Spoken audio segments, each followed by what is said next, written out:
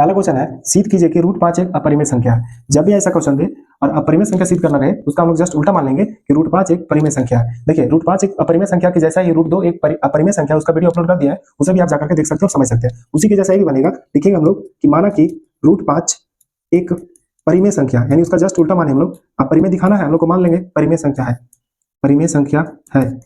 जैसे हम लोग परिमेय संख्या माने हैं और परिमेय संख्या को हम लोग दिखा सकते हैं क्या, कौन सा रूप में, बोलेंगे p बटा q के रूप में, जहां p और q दोनों क्या होगा, बोलेंगे पूर्णांक होगा। अब पूर्णांक के साथ क्या होगा, बोलेंगे सहअभाज्य संख्या होगा। कौन अभाज्य होगा, सहअभाज्य संख्या होगा। लेकिन कंडीशन क्या है, q का वैल्यू 0 नहीं होना चाहिए। देखिए समझिए, हम लोग क्या बोले, जो भी है √5 उसे हम लोग p बटा q के रूप में लिखेंगे, यानी लिखेंगे √5 बराबर p बटा q, जहां p और q दोनों क्या है, जहां p और q दोनों पूर्णांक तथा पूर्णांक के साथ क्या है, तो बोलेंगे सहअभाज्य संख्या है, सहअभाज्य संख्या है। लेकिन क्या नहीं है, तो बोलेंगे q का वैल्यू 0 नहीं है, यानी q is not equal to 0 है। समझिए q यहाँ भागा में है, √5 के साथ क्या होगा, तो गुना में, लिखेंगे p बराबर √5q। इसे हम लोग समीकरण 1 मान लेंगे और समीकरण 1 के दोनों ओर क्या कर देंगे, वर्ग। लिखेंगे समीकरण 1 के दोनों ओर क्या करने पर, तो बोलेंगे वर्ग करने पर, दोनों ओर वर्ग करने पर यानी स्क्वायर कर देंगे। देखिए इधर है p, तो p का स्क्वायर हो जाएगा, और RHS में क्या है, √5q, √5 के q का स्क्वायर हो जाएगा।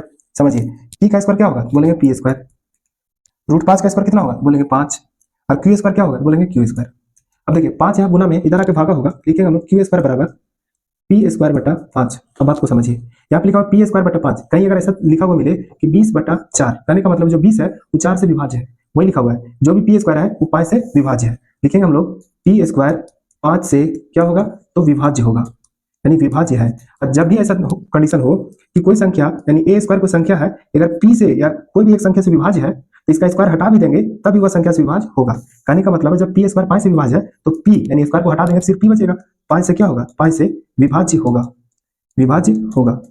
समझिए अभी हम लोग देखें कि p और q दोनों कैसा संख्या था, सहअभाज्य संख्या था। सहअभाज्य संख्या कहने का मतलब है कि दोनों में कोई भी कॉमन फैक्टर एक के अलावा नहीं होगा। लेकिन यहाँ पे देखिए तो 5 हम लोग का एक कॉमन फैक्टर मिल चुका है। जब 5 कॉमन फैक्टर मिल गया p और q में, क्योंकि कॉमन फैक्टर तभी तो p स्क्वायर को डिवाइड कर रहा है, भाग दे रहा है, तो हम लोग जो माने थे कि परिमेय संख्या है, माना हम लोग को गलत है, यानी विरोधाभास प्राप्त होता है। लिखेंगे इसलिए हम लोगों को क्या प्राप्त होता है, तो विरोधाभास।